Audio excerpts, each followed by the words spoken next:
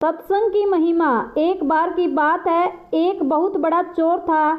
जब वो मरने लगा तो अपने बेटे को बुलाकर नसीहत दी कि अगर तुझे चोरी करना है तो किसी महात्मा के सत्संग में, गुरुद्वारा, धर्मशाला या धर्मस्थल पर मत जाना, इनसे दूर ही रहना।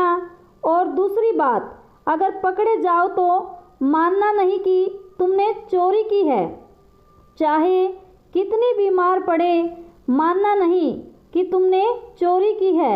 लड़के ने कहा कि जी सत्य वचन, मैं ऐसा ही करूँगा। इसके बाद वह चोर मर गया और लड़का रोज रात को चोरी करता रहा। एक बार उस लड़के ने चोरी करने के लिए किसी घर में ताले तोड़े। घर वाले जाग पड़े और उन्होंने शोर मचा दिया। आगे पहरेदार खड़े थे। उन्होंने कहा कि आने दो, बचकर कहाँ जाएगा, हम यहाँ पर पकड़ लेंगे उसे। अब इधर घर वाले खड़े थे, उधर पहरेदार। चोर जाए तो जाए किधर। खैर किसी तरह वो बचने के लिए वहाँ से भागा तो रास्ते में एक धर्मशाला पड़ती थी। उसे अपने बाप की सलाह याद आई कि धर्मशाला में नहीं जाना है, लेकिन अब करे तो क्या करे। आखिर उसने सोचा कि मौका देखना चाहिए और धर्मशाला में चला गया। बाप का आज्ञाकारी बेटा था। उसने कानों में अपनी दोनों उंगली डाल ली कि सत्संग के वचन कानों में ना पड़ जाएं। हमारे पिता ने मना कर रखा है कि सत्संग में नहीं जाना, तो उसने कानों में अपनी दोनों उंगली डाल ली कि सत्संग ना सुन पाए। अब जो हमारा मन होता है अड़ियल घोड़े की तरह होता है, इसे जिधर से मोड़ो उधर ही जाने लगता है। कानों को बंद कर लेने पर भी चोर के कानों में यह वचन पड़ गए कि देवी देवताओं की परछाई नहीं होती। वह वहाँ पर सत्संग चल रहा था और इसने कान बंद कर रखे थे। फिर भी उसके कान में थोड़ी सी आवाज़ आई कि देवी देवताओं की परछाई नहीं होती। उसके मन ने कहा कि परछाई हो चाहे ना हो, मुझे क्या। फिर मैंने यह वचन जानबूझकर तो नहीं सुने, अनजाने में सुन लिया। उसने अपने पिता को सफाई देते हुए मन ही मन कहा कि मैंने जानबूझकर नहीं सुना, ये ऐसे ही सुना लिया मेरे कानों ने। मैंने तो कान बंद कर रखे हैं। अब इधर घर वाले और पहरेदार पीछे लगे हुए थे।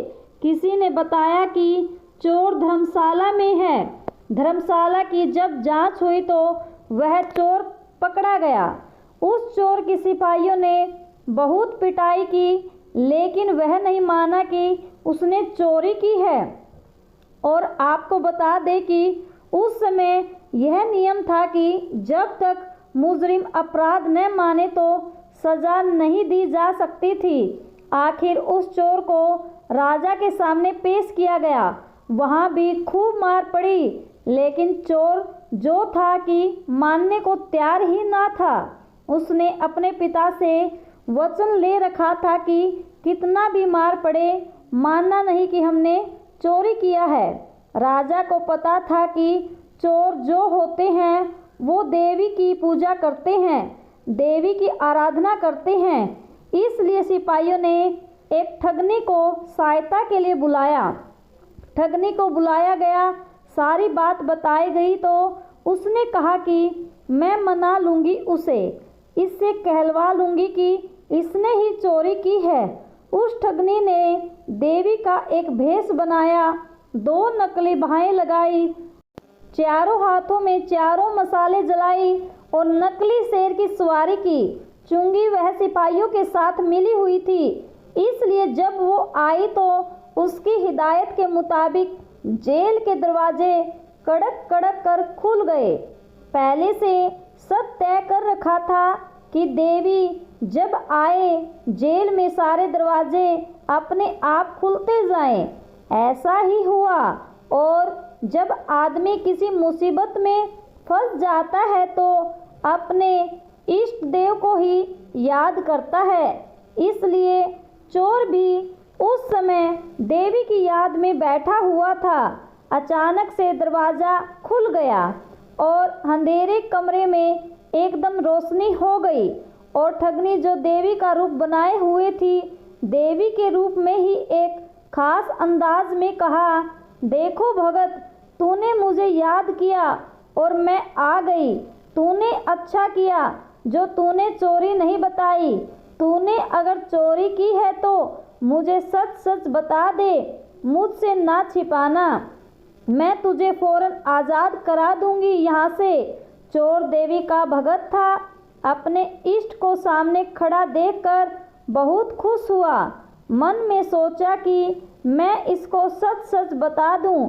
अभी वह बताने के लिए तैयार ही हुआ था कि उसकी नज़र देवी की परछाई पर पड़ गई। उसको फौरन सत्संग का वचन याद आ गया कि देवी की परछाई नहीं होती। उसने देखा कि इसकी तो परछाई है। समझ गया कि यह देवी नहीं, हमारे साथ छल हुआ है। यह सोचकर वह रुक गया और बोला कि माँ, मैंने चोरी नहीं की है। अगर मैंने चोरी की होती तो क्या आपको पता न होता?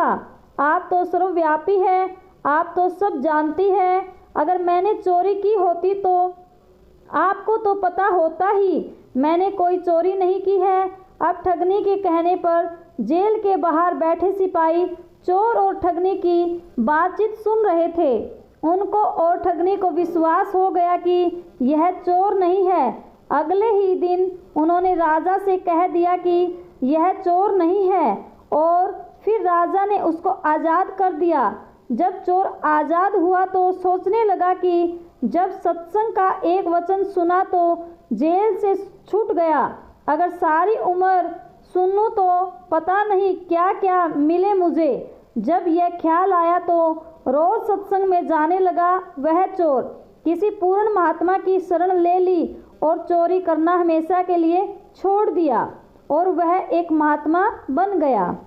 इसलिए कहते हैं कि सत्संग के बराबर न गंगा है, न यमुना है और न ही कोई अन्य तीर्थ है।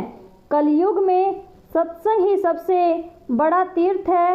इसलिए आपसे हमारी विनती है कि सत्संग में हमेशा जाएं और जाते रहें। वीडियो अगर पसंद आया हो तो वीडियो को लाइक और चैनल को सब्सक्राइब करें और अपने दोस्तों के साथ शेयर करें। धन्यवाद। Thanks for watching. Take care.